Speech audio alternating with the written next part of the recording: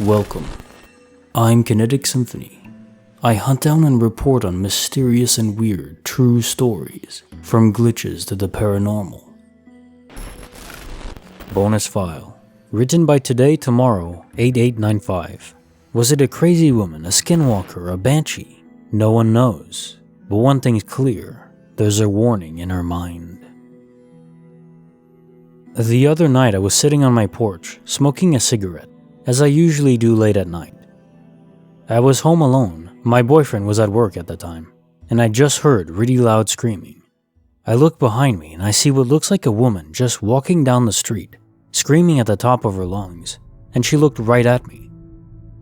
My initial thought was maybe it was just some weirdo or someone under the influence of something, but after more thought I realized that the scream didn't really sound human. It sounded like something I'd never heard before. After that, I thought maybe it was a skinwalker, but my mother informed me that chances are it was a banshee. For some quick backstory on why I think maybe she's warning me of my boyfriend's passing, is because a couple nights before the potential banshee sighting, me and my mom had very similar dreams.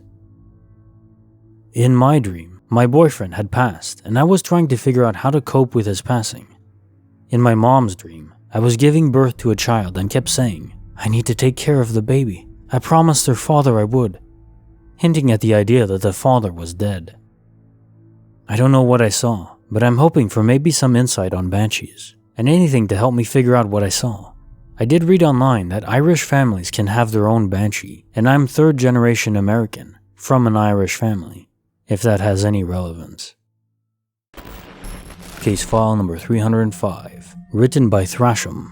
You know what's even more interesting than Fruit Loops? Time loops. Tonight, I believe my brother and I somehow got into a time loop or déjà vu. Something's odd, and nothing feels right anymore. My brother, 13, and myself, 25, were in a car waiting for our family to be done at Walmart.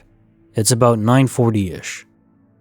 We think nothing of waiting and just talk, passing the time as my brother tells me about school from his 6th grade adventures, mainly about weird kids in class. Keep in mind, we are in the back seat of a truck and are in the parking lot of Walmart.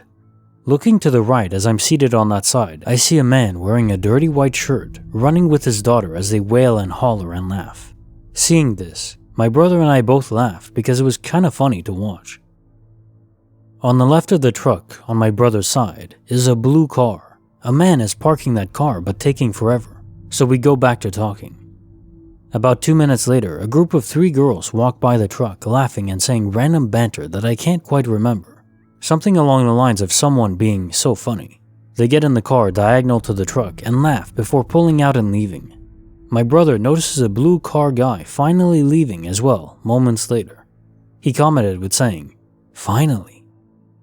Here's the weird part. After we talked a little bit more and laughed with each other, suddenly we heard a familiar wail. I turned to the right, and it was the same dirty white shirt guy running the same path with the same daughter laughing. I said, "Déjà vu," aloud, and felt a little weird. That feeling of what in the world? My brother laughed a bit, thinking I was memeing, till he looked and noticed the blue car guy parking again. We pay no mind, thinking maybe he forgot something, and go about talking again, until we hear the laugh of the 3 girls. They load up and pass our windows again, getting in the car diagonal of us, same outfits, same someone being so funny. By now, my brother and I are looking at each other. I mention it's weird, and why is that guy running the same path twice? My brother says maybe he forgot something in the store. We shake it off and I look at my dying phone at 2% charge, and we note the time, 9:50. My phone dies trying to load up YouTube, and we laugh and talk. My brother takes his switch after some time and notes the time is still 9:50. We were talking for at least a good 5 minutes. We think it's weird, getting a little nervous, but distract each other with jokes. About what feels like 2 to 3 minutes later, the same white shirt guy and daughter run out of the store wailing and laughing, exactly as they did before. We see it and now we're worried. Turn to the left and the blue car is still parking. My brother comments, "Maybe we are in a time loop like you said."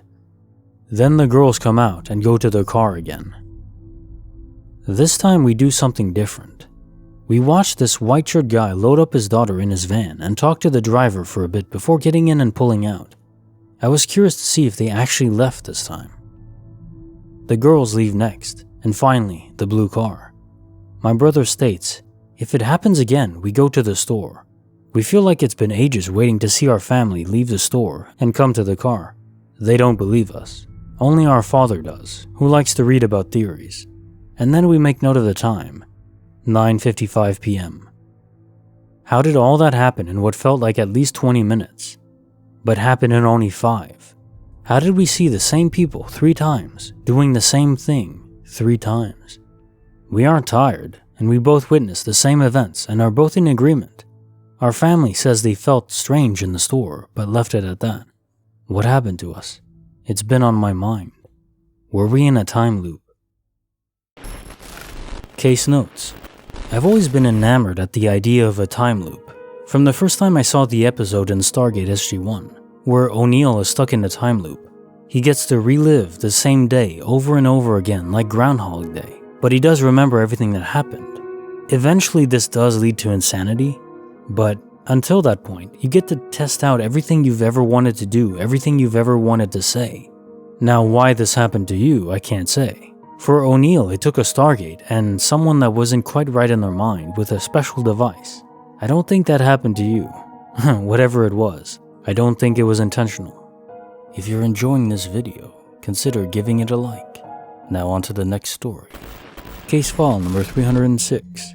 Written by UtopistDreamer. When the simulation blinks. This happened to me a few days ago.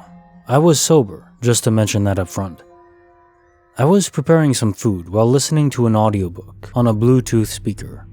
Suddenly I noticed this weird thing.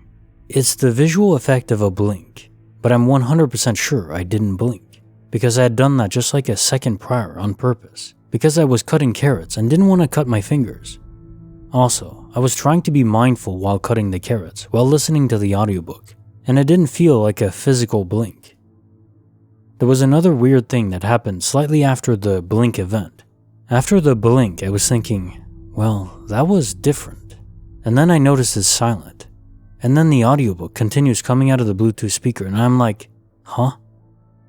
It was as if someone had paused reality for maintenance or something, and then resumed it, but then forgot to hit continue on the audiobook. The delay was less than a second, I think, but noticeable. I immediately Googled what it was and found nothing. Well, I did find a Reddit post that was on the subreddit where someone else had experienced a similar blink type of deal, but there wasn't much info on what it might be, so I thought I'd make a post about it. Anyone know what this is about? Any logical explanation on what the duck happened? Case notes. So yeah, just to note that this sounds exactly like many other cases I've had where people attribute it to like the sun blinking out, but it only lasts like a half second to a second, and it seems to be isolated to a very small geographic area. Like everyone in a car will be affected, but those out of it will not be. I don't know what causes this. The best theory is that, as you say, it's like the simulation wasn't loading correctly, but it does correct itself extremely quickly, within a second. And it isn't just the sun, because, as you say, it's even the audio effects. Everything goes dead silent for just those few milliseconds. Bonus file. Written by WildHobbits, your local theater ghost. His name is Tom. For a bit of context, this happened years ago, back when I worked at my local theater.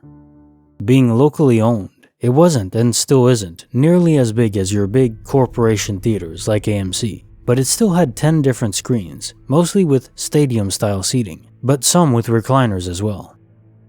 It is pretty well maintained and updated too. It's not an old or dingy feeling at all. I've never been super gung-ho on believing the paranormal, but I've never straight up denied it either. Most of my family is the same way, but my mom is pretty into that kind of thing. Also noteworthy, my older sister had worked at the same theater a few years before me. At the point I encountered the ghost, I had only been working there a few months. I'm not a night person, so up until this point, I had never worked a closing shift. I know, stereotypical, spooky night shift kind of stuff, but it just so happened to work out like that. Either way, it was probably around 11:30 p.m., and Theater 6, being at the back of the main hallway, had just let out its final showing for the night. My manager asked if I could clean it well and take out the trash so it was good to go in the morning. Of course, that was my job, so I did. I walked into the theater with my broom and dustpan and started sweeping up the loose popcorn, straw papers, the usual. I worked up the first few row of seats, nothing unusual. But then, as I hit the third or fourth row, I saw a black figure of what looked like a man watching me from the top right section of the theater. At first, I thought maybe I was so absorbed staring under the seats for trash that I somehow didn't notice that someone hadn't left the theater yet. But as soon as I looked up there was nothing there but empty seats. I was a little weirded out, but chalked it up to me being a bit tired from working a bit later than I'm used to, and kept going. Soon after, I reached the first 2 rows of premium seats, being the recliners. We had to wash those off with a wet rag, so they are a bit more time-consuming to clean. As I'm bent over one of these recliners, scrubbing some gunk off of it, I once more see a black figure, but this time it is much closer and walks directly behind me. Just then, I feel a tap on my shoulder, like somebody is trying to get my attention. Once again, I reason that maybe my manager walked in and needs something, so I turn around and audibly ask if they need something, only to once again be met with an empty room behind me. Now I'm starting to think something weird is up, and I didn't like it. Now that fear is set in, I can't stop feeling of chills go down my spine like crazy, and I'm always scanning the room for activity. I'm pretty much running down the rows of seats, and only stopping if I see a very obvious mess. I do the exact same thing with the second row of recliners at the top of the theater, almost entirely foregoing washing them down. As I'm cleaning in the top row, I once again see the figure behind me, since I'm standing only about 2 rows directly above where I saw it the first time. It wasn't a particularly threatening figure in retrospect. The worst it ever did was tap on my shoulder. But it was late and I was tired, and I didn't have the time nor energy to deal with a needy ghost. As such, I booked it down the left set of stairs, grabbed the trash can, and ran out of the theater. I said nothing about this to any of my coworkers or managers, mostly because I didn't want to sound crazy. However, after going home, I told my mom about the situation, and her being paranormally intrigued, for lack of a better term. She was quite into the story, and then told me, "I think your sister said that one of the theaters is haunted before. You'll have to tell her this." At this time, my sister was home from college, so I went and told her the story, at which point she looks at me with a clearly surprised expression and asked me, "You mean none of the managers ever told you the story of how Theater 6 is haunted?" At which point I told her, obviously not. I nearly just shat myself cleaning that theater, thinking I was losing my mind. So to wrap up, after talking to the oldest of my managers, she informed me that an old man died of a heart attack in Theater 6 while watching Texas Chainsaw Massacre many moons before, and apparently his name was Tom. It just so happens that workers find that the trash can in that theater loves to fall over randomly, even while they are present in the theater. And it seems like I'm the lucky employee who had the pleasure of actually meeting Tom. It took some courage to go into that theater alone again after that incident, but I actually started to enjoy it after a while, and would always try to ask Tom how his day was, if he liked seeing the same movie 30 times over, and that kind of thing in the hopes that maybe I would meet him again. Whether it'd be a good thing or not, I never did.